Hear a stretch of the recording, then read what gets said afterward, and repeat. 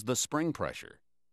This will cause the spindle and the ball to move, opening up a new low-pressure pathway back to the pump inlet.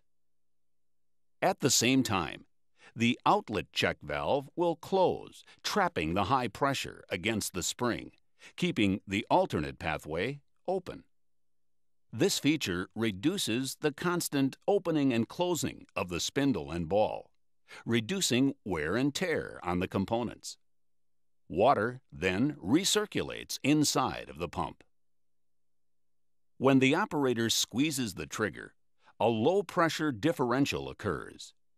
This allows the check valve to open, resulting in lower pressure against the unloader spring. The spring will expand, resulting in the ball moving against the seat and closing the path for water recirculation.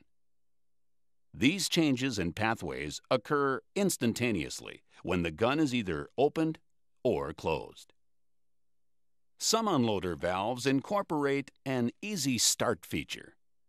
During engine startup, a pathway is opened in the easy start valve to allow water to bypass without squeezing the gun. This allows the recoil to be pulled easily and makes starting of the unit less cumbersome for the operator. If the pressure washer is run for a considerable amount of time without engaging the gun, water temperature inside of the pump will raise. The thermal relief valve will open at approximately 140 degrees, allowing the hot water to escape and be replaced by cool water. The thermal relief valve will close when its temperature is lowered. Another feature is a chemical injection system. The chemical injection system consists of a venturi, a metered passageway, a check ball and spring, and a hose and strainer going to a chemical supply source. In order to use this feature, the operator must first set the wand or change the nozzle tip to a low pressure setting. As water moves through the venturi, a low pressure area is created.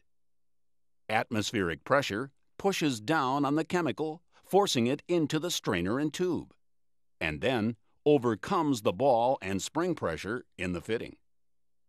It then mixes with the low-pressure water passing through the venturi, eventually coming out of the gun and wand.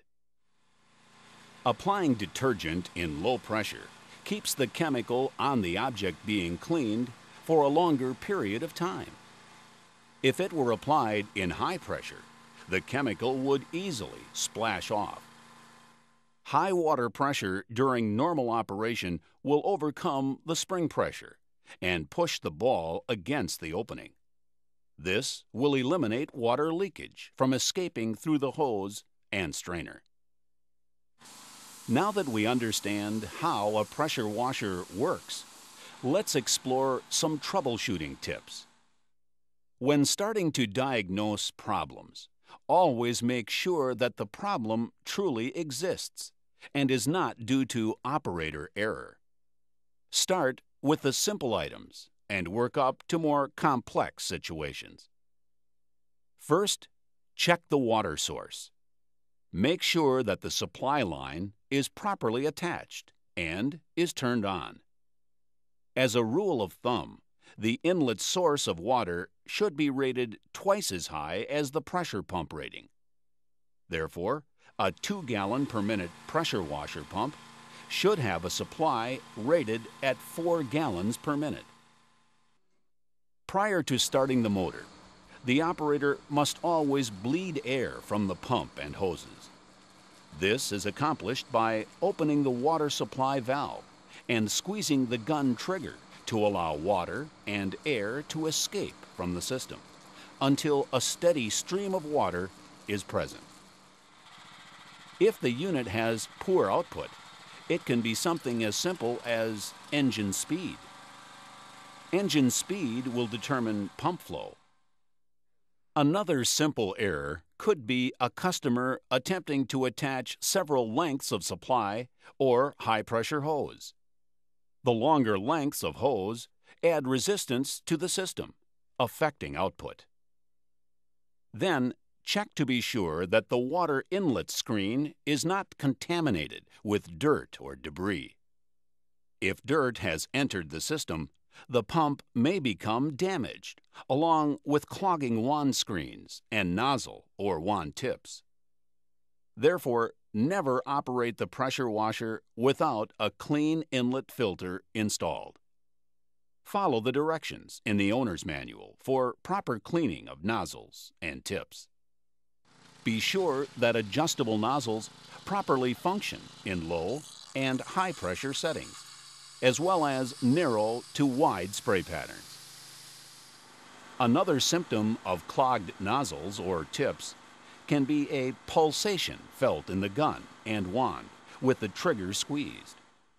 This is due to the debris adding increased resistance to the system. The added resistance increases pressure within the system, causing the unloader valve to rapidly open and close, resulting in the pulsations.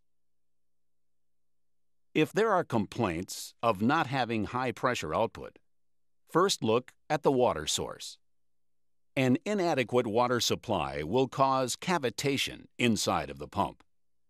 Cavitation is the formation of air bubbles in the water inside of the inlet line and pump. During pump operation, when a plunger is on the suction stroke, water will fill the chamber. If there is not enough water flow to fill the cavity, pressure in the cylinder is lowered by the continued suction created by the plunger on the inlet stroke. This drop in pressure lowers the boiling point of the fluid, allowing some of it to turn into a vapor. When the plunger moves forward on the discharge stroke, pressure goes back to a high atmospheric pressure condition, raising the boiling point of the fluid, and the vapor goes back to a liquid.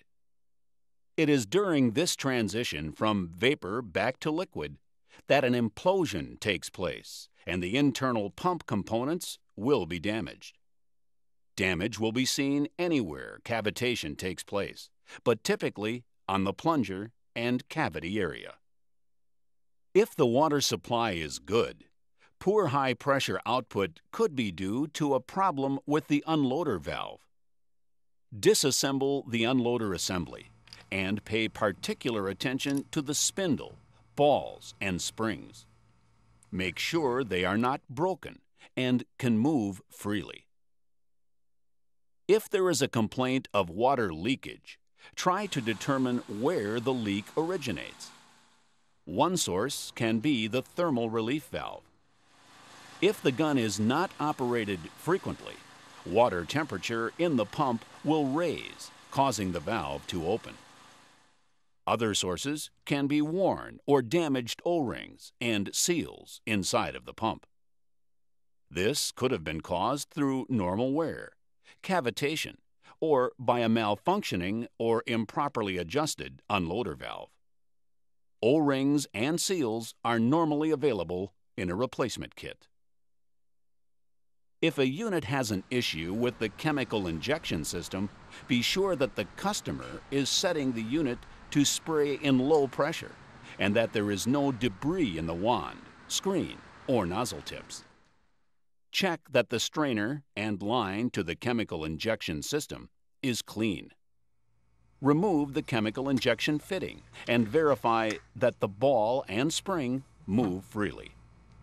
Finally, check or clean the venturi and reassemble. When it comes to maintenance, taking care of a pressure washer is very simple.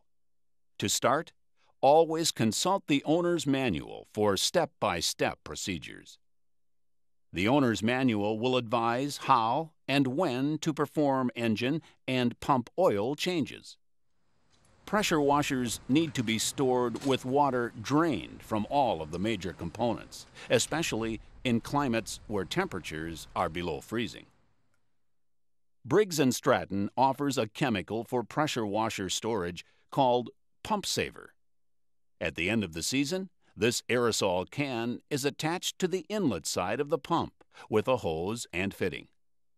Squeezing the button forces the fluid into the pump and unloader valve assembly, displacing any remaining water and lubricating the internal parts. For repair parts, a full line of accessories, and additional information, see your Briggs Stratton Power Products source of supply. Additional information can be found at our website, dedicated strictly to pressure washers. The website is www.outdoorcleaning.com. With today's knowledge on pressure washers, you now will be able to understand, troubleshoot, and properly maintain these products.